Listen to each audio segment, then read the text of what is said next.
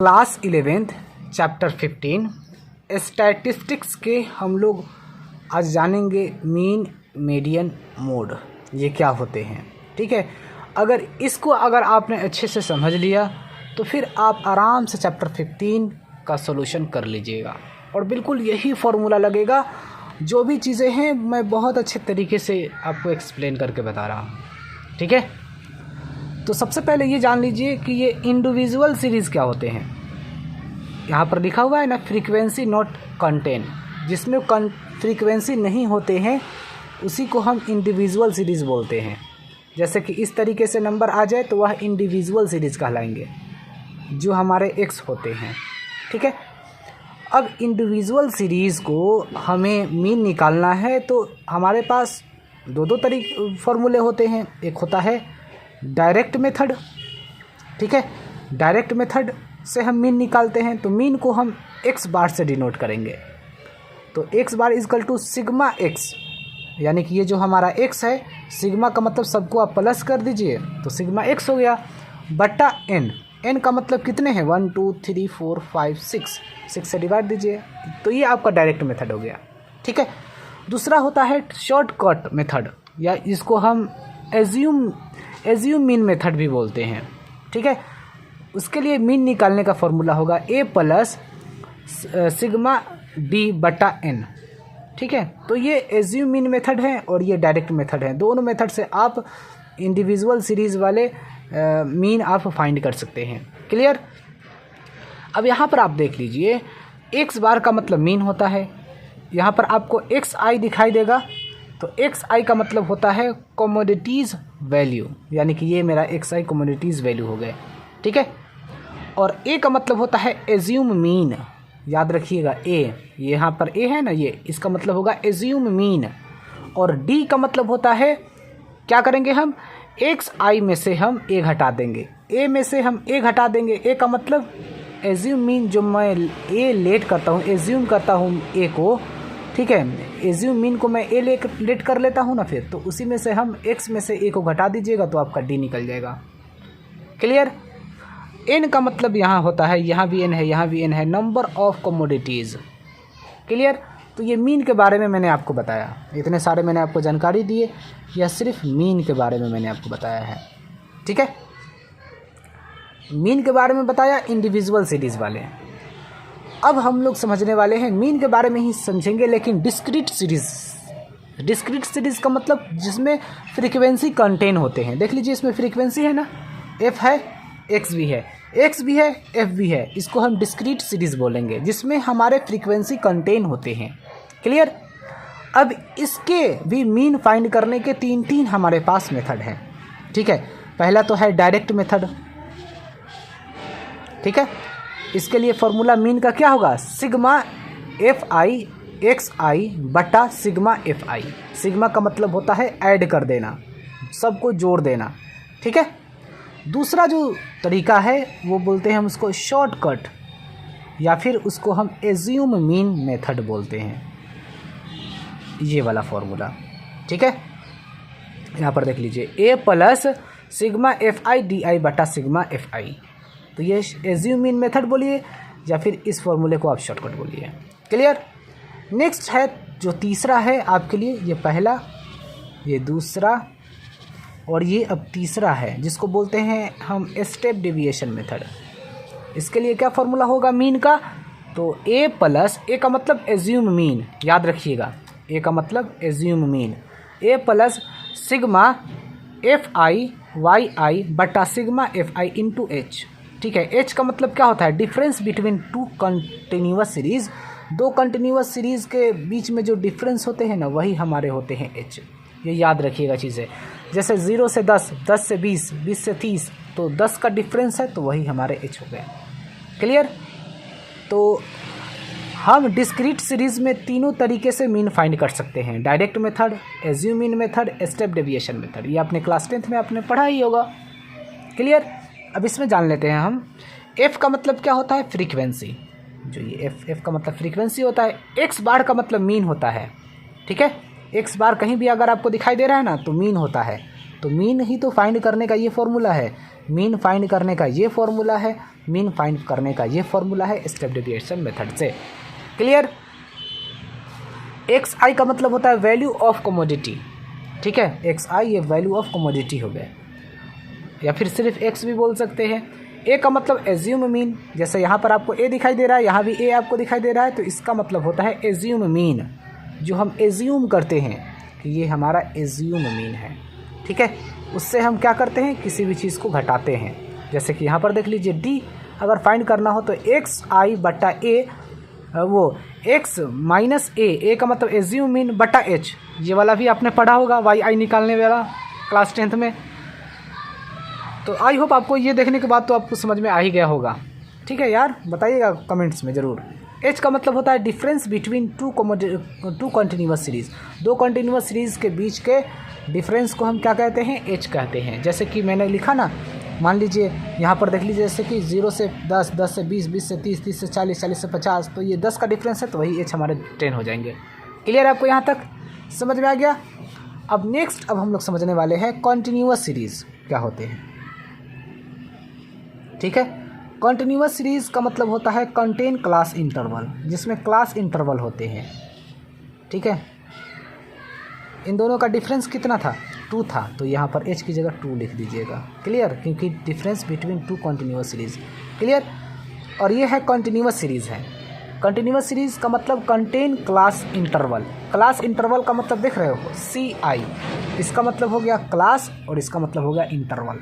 तो इसमें क्या होते हैं, 0 से 10, 10 से 20, 20 से 30, 30 से 40, 40 से 50, कुछ भी नंबर होते हैं, कोई ज़रूरी नहीं है कि 0 से 10 ही हो, 0 से 20 भी दे सकता है, 20 से 40, 40 से 60, 60 से 80, 80 से 100, ठीक है, और भी बड़ा नंबर तक दे सकता है।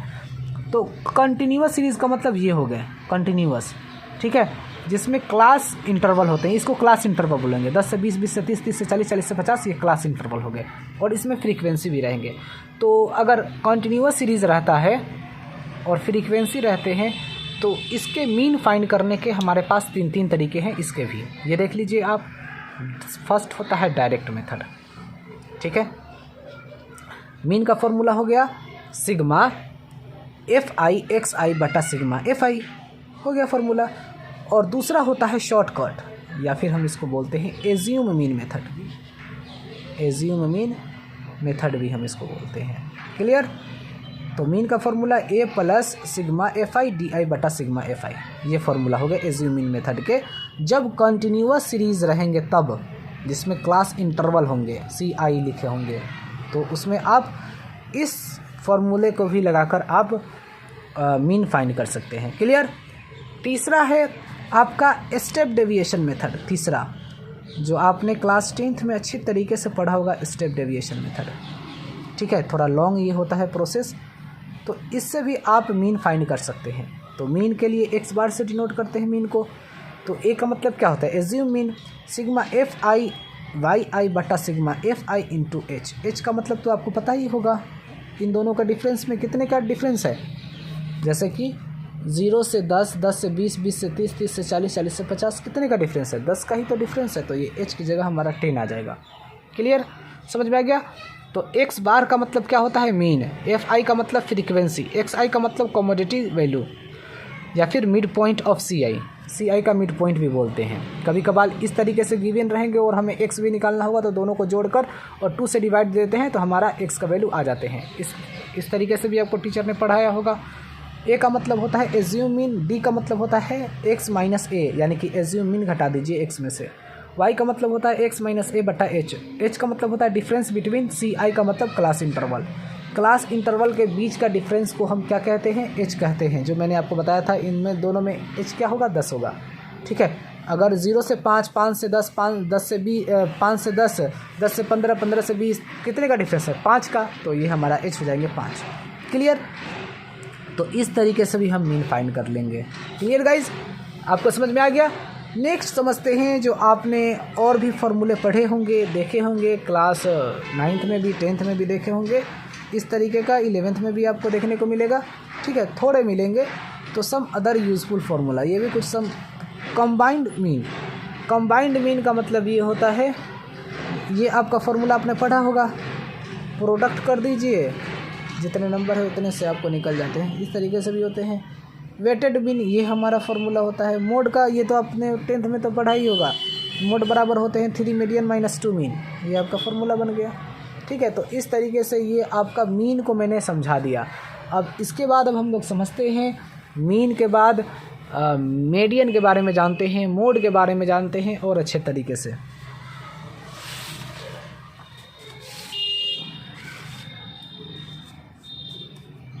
देखिए अब हम लोग समझने वाले हैं माय डियर गाइस मीडियन के बारे में। मीडियन क्या होते हैं इसको हम लोग बहुत अच्छे तरीके से समझते हैं। देखिए मीडियन में भी आपको पता है इंडिविजुअल सीरीज़ देखने को मिलेगा, मतलब जिसमें एक्स नहीं होते हैं।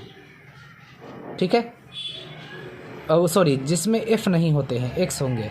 और डिस्क्रीट सीरीज़ भी आपको देखने को मिलेंगे। ठीक है, जिसमें एफ रहेंगे, जैसे 2 4 6 8 10 ऐसे नंबर रहेंगे। और कंटिन्यूअस सीरीज़ भी आपको देखने को मिलेंगे। कंटिन्यूअस सीरीज़ का मतलब 0 से 20, 20 से 40, 40 से 60, 60 से 80, 80 से 100, ये कंटिन्यूअस सीरीज़ कहलाएंगे। ठीक है, तो इस तरीके से भी हम मीडियन फाइंड करते हैं। ये कैपिटल एम का मतलब हो गया मीडियन। तो एम का मतलब हो गया मीडियन बराबर क्या होगा, वैल्यू ऑफ n + 1/2 टर्म। ठीक है, तो हम मीडियन को हम इस तरीके से भी फाइंड करते हैं। ठीक है, मान लिया कि हमारा n आ गया 21 और 1 22/2 कितने हो जाएंगे, 11 हो जाएंगे। अब CF में हम 11 ढूंढेंगे।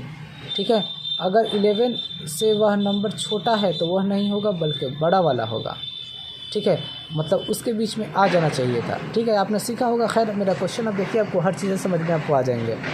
ठीक है, ये भी मीडियन फाइंड करने का फॉर्मूला होता है। ठीक है, डिस्क्रीट सीरीज़ में भी यही होते हैं फार्मूला। कॉन्टीन्यूअस सीरीज़ अगर रहेगा तो आपको मीडियन इस तरीके से फाइंड किया जाएगा जो आपने क्लास 10th में पढ़ा था। ठीक है, तो इस तरीके से भी आपको मीडियन मिल जाएंगे फाइंड करने के लिए। कब, जब कॉन्टीन्यूअस सीरीज़ में रहेगा तब। ठीक है, तो आपको नंबर 1 में तो पता ये होना चाहिए कि इंडिविजुअल सीरीज़ क्या होते हैं, मतलब जिसमें एफ नहीं होते हैं। डिस्क्रीट सीरीज़ किसको बोलते हैं, जिसमें एक्स और एफ रहेंगे, लेकिन एक्स का जो वैल्यू रहेगा 1 2 3 4 5 इस तरीके से रहेगा, या फिर 2 4 6 8 10, या फिर 10 20 30 40 इस तरीके से रहेगा, तो इसको डिस्क्रीट सीरीज़ बोलेंगे। ठीक है, और कॉन्टीन्यूअस सीरीज़ का मतलब होता है जिसमें क्लास इंटरवल होते हैं, जैसे कि 0 से 5, 5 से 10, 10 से 15, 15 से 20, 20 से 25, 25 से 30 इस तरीके से रहेंगे, तो उसको कॉन्टीन्यूअस सीरीज़ बोलेंगे हम। ठीक है, तो इन तीनों सीरीज़ से आप मीडियन फाइंड कर सकते हैं। तरीका अलग अलग होते हैं। ठीक है, इंडिविजुअल का और फिर डिस्क्रीट सीरीज़ का सेम होता है, और कंटिन्यूअस सीरीज़ में रहें तो ये फार्मूला होता है जो बहुत ही आसान होता है। आपको देखने में हार्ड लग रहा होगा, लेकिन एक्चुअली बहुत ही ईजी होते हैं। ठीक है, तो अब हम लोग यहाँ पर जान लेते हैं, कुछ चीज़ें लिखे हुए हैं उसके बारे में आप जानिए। एम का मतलब क्या हो गया, मीडियन।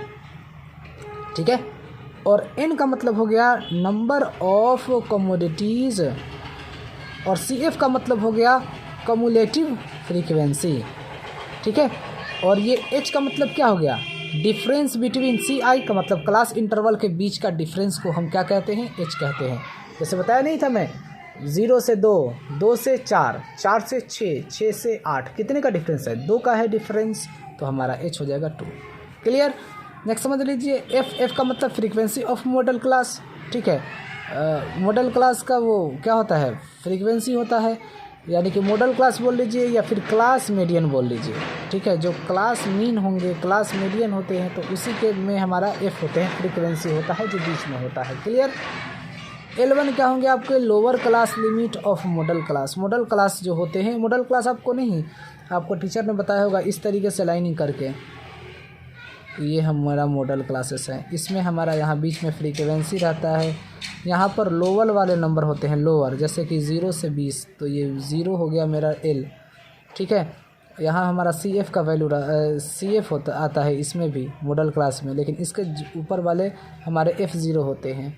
ठीक है, तो ये आपको पता ही होगा, वो सॉरी F0 बोल रहा हूँ मैं, CF होते हैं इसके ऊपर। ठीक, CF होते हैं, तो इस तरीके से भी आपको टीचर ने पढ़ाया होगा। ठीक है, तो ये सब चीज़ें आप याद रखिएगा। ये आपको समझ में आ गया गाइस। अब देख लीजिए मोड के बारे में, अब हम लोग अंडरस्टैंडिंग करने वाले हैं, मोड क्या होते हैं। ठीक है माय डियर स्टूडेंट, किस चीज़ के बारे में पढ़ने वाले हैं हम लोग, मोड के बारे में अच्छे तरीके से पढ़ने वाले हैं। देख लीजिए मोड को भी आपको 3 चीज़ें आपको इसमें पढ़ने को मिलेगा।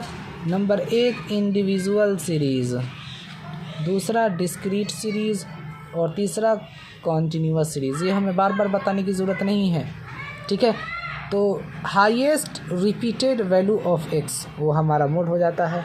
मान लीजिए कोई नंबर एक्स गिवन है, जैसे कि मैं बोल रहा हूँ 2 3 5 7 8 2 3 2 2 2 2 2 8 7, कौन सा ज़्यादा बार रिपीट हुआ है बताइए? हाईएस्ट 2 हुआ है, तो 2 हमारा क्या हो जाएगा? मोड हो जाएगा, ठीक है। तो इस तरीके से भी आप क्लास 10th में पढ़े हो।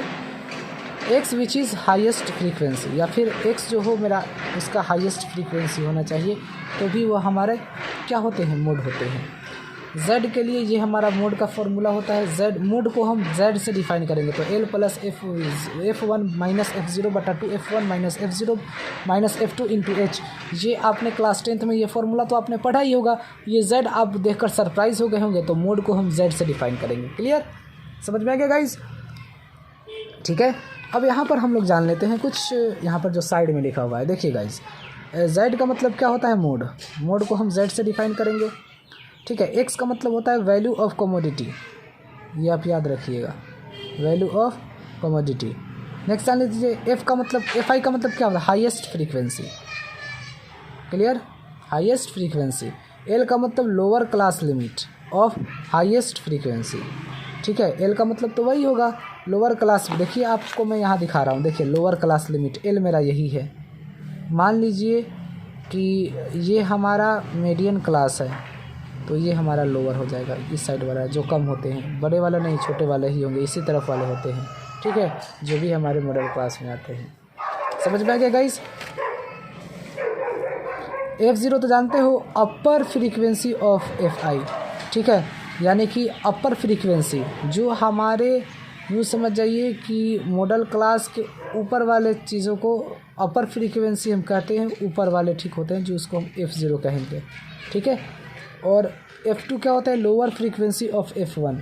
h का मतलब क्या होता है? डिफरेंस बिटवीन ci, ठीक है, बता दिया हूँ कई बार।